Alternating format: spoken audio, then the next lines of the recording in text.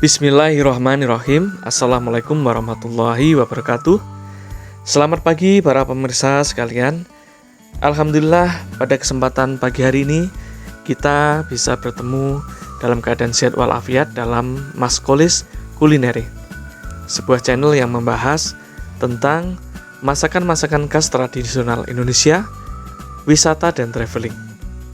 Pada kesempatan kali ini saya akan mengajak para pemirsa untuk sejenak melihat-lihat cara pembuatan tongkol asap spesial yang merupakan salah satu kuliner khas tradisional Indonesia yang berasal dari daerah Trenggalek, Provinsi Jawa Timur.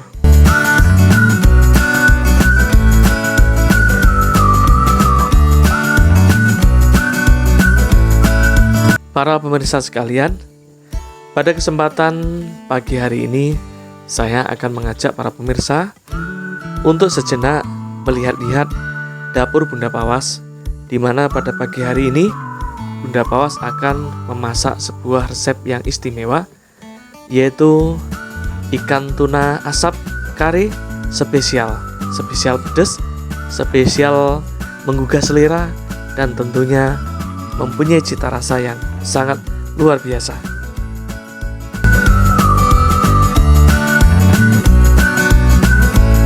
Terlebih dahulu sebelum kita menyiapkan menu tersebut, tentunya kita harus mempersiapkan berbagai macam bahan dan kelengkapan serta bumbu-bumbu yang diperlukan, sehingga nantinya akan menghasilkan suatu masakan yang benar-benar istimewa dan bisa disajikan secara spesial untuk kita semua. Para pemirsa sekalian, untuk mendapatkan suatu bentuk kuliner dengan cita rasa yang khas dan istimewa, tentunya diperlukan juga bahan-bahan yang berkualitas istimewa juga. Dalam hal ini, kita menyiapkan bahan utama, yaitu berupa ikan tuna yang masih segar. Ikan tuna ini kita ambil dari nelayan setempat, yang dalam hal ini baru diambil dari laut hasil daripada penangkapan para nelayan tersebut. Untuk mengetahui bagaimana ikan tuna yang berkualitas bagus, tentunya kita harus mengetahui ciri-ciri daripada ikan yang masih segar dan masih bagus. Yang pertama adalah dari teksturnya, tentunya teksturnya adalah kenyal, tidak lembek. Kemudian yang kedua adalah penampakannya masih segar dan terlihat cerah. Kemudian pada mata ikan kita lihat bahwa mata ikan masih cerah dan tidak buram. Nah, itu merupakan salah satu ciri-ciri daripada ikan tuna yang masih segar. Karena ikan tuna yang masih segar tentunya kualitas gizinya juga masih terjaga. Demikian juga dengan cita rasa dan rasanya serta kualitasnya tentunya juga masih mempunyai kualitas yang istimewa. Para pemirsa sekalian, setelah semua bahan, baik itu bahan utama, bumbu-bumbu, ataupun bahan pendukung yang lainnya telah siap, untuk selanjutnya langkah yang pertama adalah membersihkan ikan tuna. Ikan tuna kita bersihkan dari kotoran, kemudian kita cuci dengan air yang bersih. Kita buang bagian-bagian yang berada di dalam perut tuna tersebut, sehingga tuna hanya tersisa bagian tubuh daripada tuna dan sudah terbebas dari kotoran-kotoran yang ada di dalam perut tuna. Setelah ikan tuna bersih, selanjutnya adalah proses pengasapan atau pemanggangan.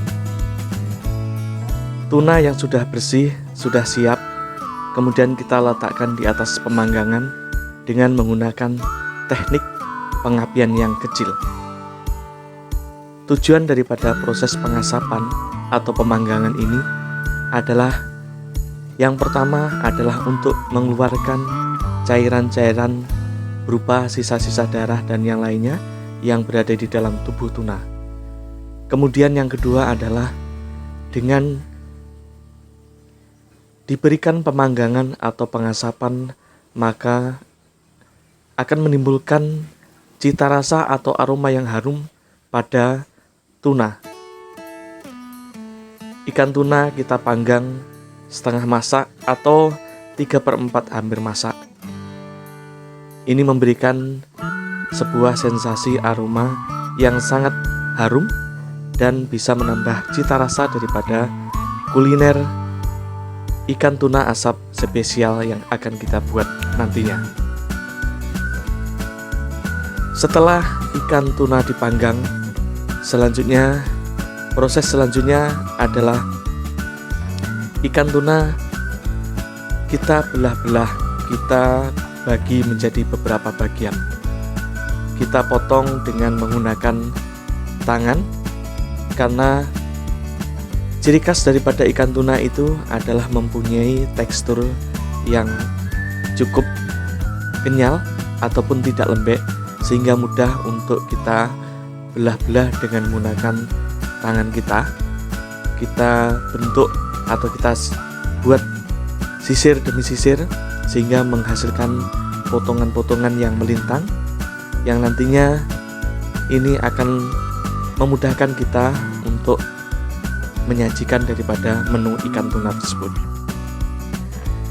Pada saat menggoreng, jangan terlalu lama. Kita usahakan tekstur, aroma dan rasanya masih terjaga, karena pada prinsipnya setelah kita panggang setengah masak tadi, ikan tuna ini sudah tinggal sedikit dipoles atau tinggal sedikit dilakukan proses pemasakan lanjutan, sehingga pada saat penggorengan tekstur daripada ikan tuna tidak terlalu kering, sehingga masih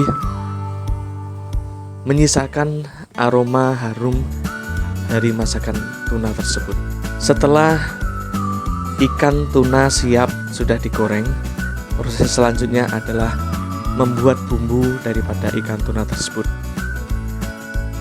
Bahan baik itu bumbu maupun rempah-rempah yang sudah kita siapkan, kemudian kita jadikan satu dalam sebuah tempat, kemudian kita goreng dengan menggunakan minyak goreng sampai semua bumbu-bumbu terlihat layu dan setengah masak atau sedikit mendekati masak.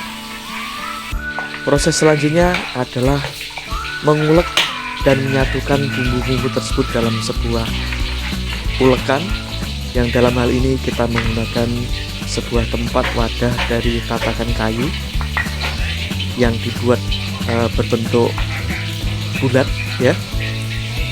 Kemudian kita satukan, kemudian kita ulek secara manual dengan menggunakan tangan kita. Mungkin yang perlu permisa ketahui, di zaman modern seperti ini kita memang banyak didukung oleh teknologi alat-alat, contohnya adalah blender atau mesin penggiling, tapi yang tidak menjadikan sesuatu itu hilang atau yang menjadi ciri khasnya, bahwa bumbu-bumbu yang diulek dengan menggunakan tangan secara manual, mekanik dengan menggunakan mekanik tangan, itu akan menghasilkan suatu sensasi aroma, rasa dan cita rasa yang berbeda pada saat bumbu-bumbu tersebut kita ulek dengan menggunakan mesin.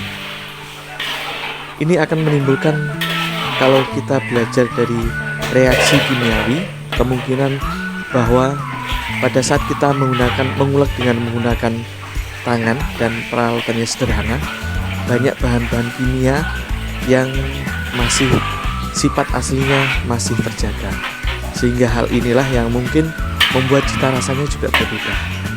Itu merupakan salah satu daripada ciri khas masakan tradisional yang tentunya masih diolah dengan menggunakan bahan-bahan atau alat-alat yang tradisional pula.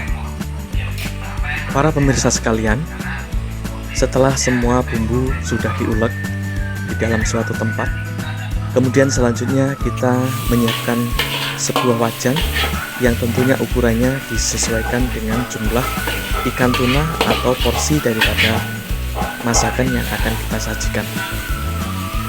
Kemudian kita tuangkan sedikit minyak goreng di atas wajan. Setelah itu bumbu-bumbu yang sudah siap kita masukkan ke dalam wajan, kemudian kita sangrai atau kita goreng sampai menimbulkan bau yang harum. Setelah beberapa saat bumbu kita sangrai atau kita goreng dengan menggunakan minyak goreng yang ada, proses selanjutnya adalah memasukkan santan ke dalam wajan tersebut. Santan yang kita gunakan tentunya juga disesuaikan dengan jumlah porsi daripada hidangan ikan tuna spesial yang akan kita buat saat ini. Jadi kita bisa memperhitungkan seberapa banyak daripada santan yang kita gunakan. Santan yang kita gunakan dalam hal ini adalah santan yang mempunyai kualitas yang prima. Artinya adalah santan yang komposisi dan kandungan airnya tidak terlalu banyak, sehingga bisa dikatakan bahwa itu sebagai salah satu produk utama daripada santan kelapa yang kita peroleh dari penggilingan santan kelapa yang bisa kita dapatkan di sekitar kita, ataupun bisa kita juga mendapatkan santan dengan cara memarut kelapa secara manual yang bisa kita lakukan di rumah kita masing-masing. Selanjutnya, santan yang sudah kita masukkan ke dalam wajan itu kita ulek terus atau kita aduk ya secara perlahan-lahan sampai beberapa saat. Kemudian setelah beberapa saat kemudian santan kita panaskan di dalam wajan dengan beberapa bumbu yang sudah kita masukkan terlebih dahulu.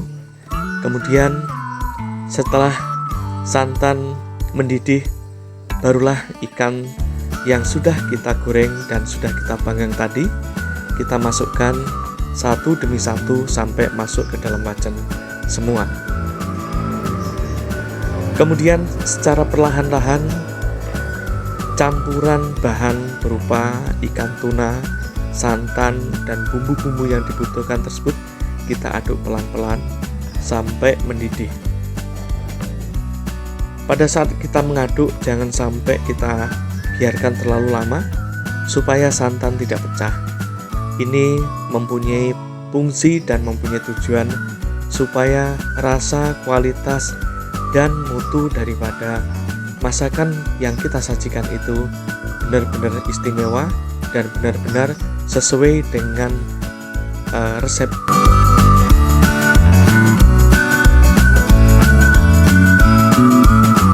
Para pemirsa sekalian, setelah kurang lebih 15-20 menit santan, berbagai bumbu, dan ikan tuna yang ada dalam wajan mendidih, maka secara perlahan sambil kita aduk pelan supaya santan tidak pecah dan kematangan menjadi semakin sempurna, kita tunggu sampai rebusan santan menjadi agak sedikit kental.